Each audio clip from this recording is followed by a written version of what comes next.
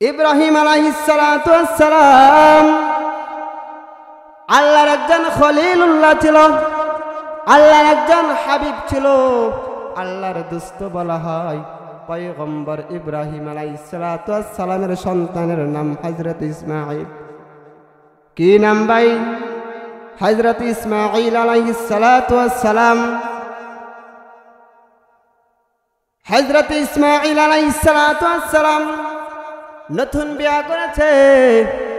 বাবার বরাবর দরখাস্ত লিখে চিঠি লিখেছে, বাবা আমি নতুন বিয়ে করেছি, আমার সংসারের জন্য আপনি দোয়া করেন, আপনি আসেন। আল্লাহর খলিল যখন ওই চিঠি পাইল, পাওয়ার সঙ্গে সঙ্গেই রওনা হয়ে গেল।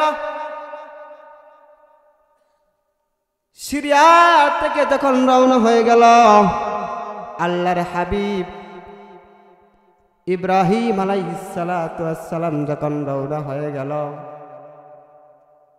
যখন ইসমাঈল আলাইহিস সালাতু ওয়াস সালামের বাড়িতে গেল, যাওয়ার পরে আল্লাহর খলিল যখন সালাম দিল বাহির থেকে, বাহিরের ভিতর থেকে একটা খরকশ আওয়াজ আসলো আর বলল, পয়গম্বর ইসমাঈল, ও পয়গম্বর ইসমাঈল। বাড়ির ভিতর থেকে একটা খরকশ জোরে আওয়াজ আসলো, ইসমাঈল বাড়িতে নাই। ইব্রাহিম পয়গম্বর বলে, কোথায় গেল? দাওয়াতের কাজ নিয়ে গেল। ইসমাঈল পয়গম্বর দাওয়াত দেওয়ার জন্য বিভিন্ন জায়গায় চলে গেল। ইব্রাহিম পয়গম্বর ওই মহিলাকে বলে, আমার ইসমাঈল যখন আসে, আসার পরে বলবা সিরিয়া থেকে একজন মুরব্বী লোক আসছিল, যাওয়ার সময় বয়ে বলে গিয়েছে চৌকাঠ নাকি দরজার সাথে ফিটিং হয় নাই। ওই কথা বলে আল্লাহর খলিল্লাহ চলে গেল। ইসমাঈল আলাইহিস সালাতু ওয়াস সালাম বাড়িতে আসলেন। হে যুবক ভাই, ঘটনাটা মনোযোগ দিয়ে শুনেন। আল্লাহর পয়গম্বর ইসমাঈল ওই দিন বাড়িতে আসলো। আসার পরে তার বিবি বলে, ও আমার প্রাণের স্বামী, সিরিয়া থেকে একজন মুরব্বী লোক আসছিল। ইসমাঈল পয়গম্বর দাঁড়িয়ে গেল, হাই হাই, সিরিয়া থেকে মুরব্বী লোক, আমার বাবা ছাড়া আর কে আসবে রে ভাই? আমার বাবা ছাড়া আর কে আসবে সিরিয়া থেকে? ইসমাঈল পয়গম্বর বলেন, যাওয়ার সময় কি কথা বলে গিয়েছেন আমার আব্বা জান? ইসমাঈল পয়গম্বরের স্ত্রী বলে, যাওয়ার সময় এই কথা বলে গিয়েছেন, চৌকাঠ নাকি দরজার চৌকাঠ নাকি ঘরের সাথে ফিটিং হয় নাই। আল্লাহর পয়গম্বর ইসমাঈল বলে, হে আমার বিবি, তোমাকে নিয়ে আর সংসার করা যাবে না। ইসমাঈল পয়গম্বরের স্ত্রী বলে, হাই হাই, কেন? আপনি না আমাকে অনেক মোহাব্বত করেন। আল্লাহর খলিল বলে, এই কথা যেহেতু বলে গিয়েছেন, এবার ইসমাঈলের স্ত্রী বলে, প্রাণের স্বামী আমার, আপনি না আমাকে মোহাব্বত করেন? ইসমাঈল পয়গম্বর বলে, হ্যাঁ মোহাব্বত করি, কিন্তু তোমার মোহাব্বত আর আমার বাবার মোহাব্বত এক নয়। কারণ বিবি বদলাইলে বিবি পাওয়া যায়, কিন্তু বাবা বদলাইলে পাওয়া যায় না। পাওয়া যায়? বিবি বদলাইলে বিবি পাওয়া যায় রে ভাই, কিন্তু বাবা বদলাইলে বাবা পাওয়া যায় না। আল্লাহর পয়গম্বর ইসমাঈল পয়গম্বর বলে, তোমাকে নিয়ে ঘর সংসার করা যাবে না। এবার বিবি বলে, প্রাণের স্বামী, আপনাকে অনেক মোহাব্বত করি, আপনিও আমাকে মোহাব্বত করেন, আপনি আমাকে কেন ছেড়ে দিবেন? ইসমাঈল পয়গম্বর বলে, যেই জায়গা আমার বাবা আদেশ করেছে তোমাকে নিয়ে ঘর সংসার করা যাবে না, তোমাকে আমি ছেড়ে দিতে হবে। পয়গম্বর ওই স্ত্রীকে তালাক দিয়ে দিল, আবার নতুন করে বিয়ে করলো। বিয়ে করার পর পয়গম্বর আবার চিঠি লিখলো, লেখার পরে বলে আব্বা জান ওই বিবি আমি বাদ দিয়ে দিলাম, নতুন করে সংসার শুরু করলাম। আল্লাহর হাবিব চিঠি পাইয়া আল্লাহর কাছে বলে আল্লাহ গো, এ আমার মালিক এমন সন্তান দিলা যে সন্তানকে আদেশ করতে দেরি হয়, আদেশ মানতে দেরি হয় না। যেই সন্তান তুমি দিলা এমন সন্তান দিলা যে সন্তানকে আদেশ করতে দেরি হয়, আদেশ মানতে দেরি হয় নাই।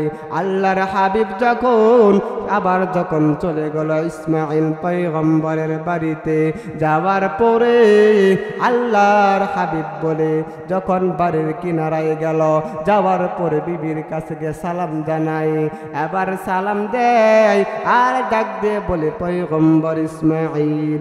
ভিতর থেকে একটা আওয়াজ, ভিতর থেকে সরলিতা কণ্ঠে আওয়াজ বলে এখন ইসমাইল পয়গম্বর বাড়িতে নাই। বাড়িতে কথা যখন বলে কোথায় গেছে বলে আবার দিনের দাওয়াতের জন্য চলে গেল। যাওয়ার পরে বিবি আবার ইসমাইলের বিবি বলে আপনি ভিতরে আসেন। আসার পরে ইসমাইলের বিবি এবার পয়গম্বর ইব্রাহিমকে সুন্দরভাবে আপ্যায়ন করল।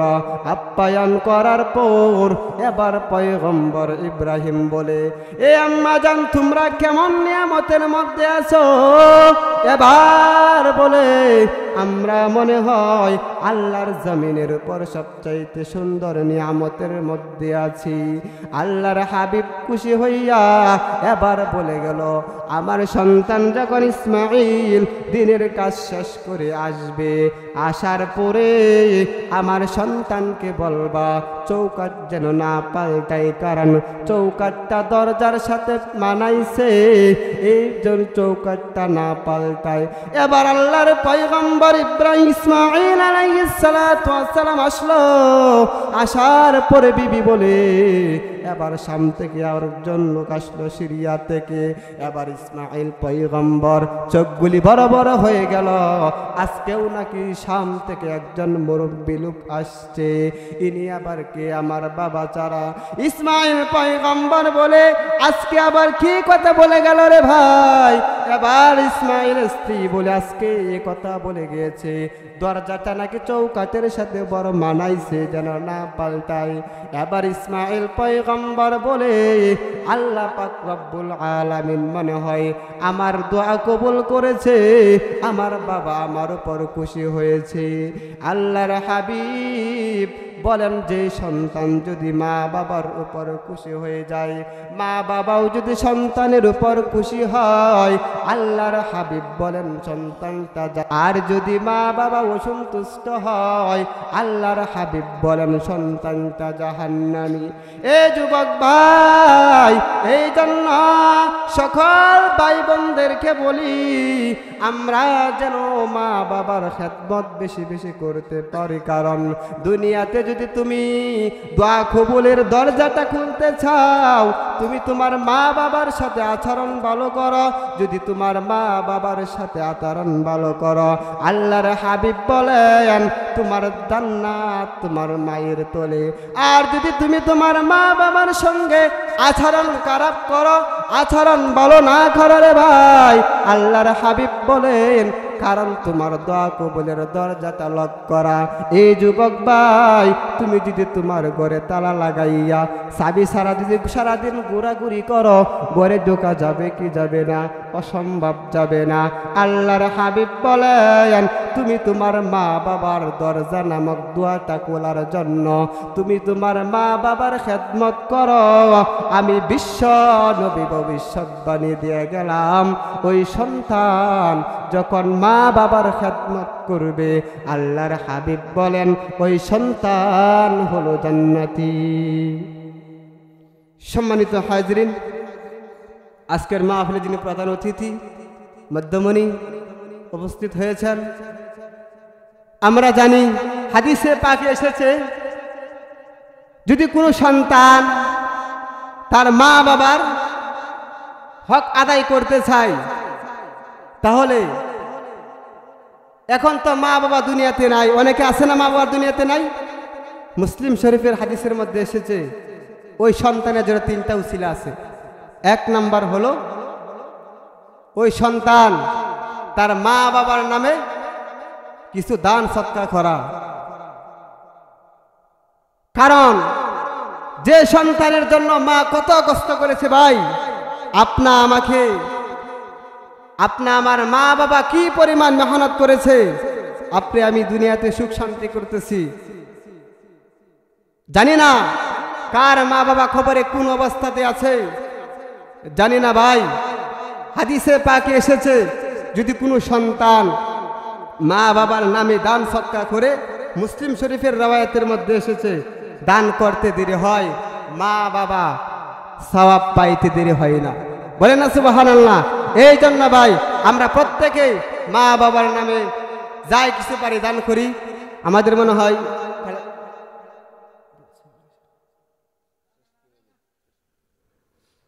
তে আল্লাহ তাআলা আমাদের সকলকেই মা বাবার খেদমত বেশি বেশি করার তৌফিক দান করুক। ওয়া আখিরি দাওয়ানা আনিল হামদুলিল্লাহি রাব্বিল আলামিন।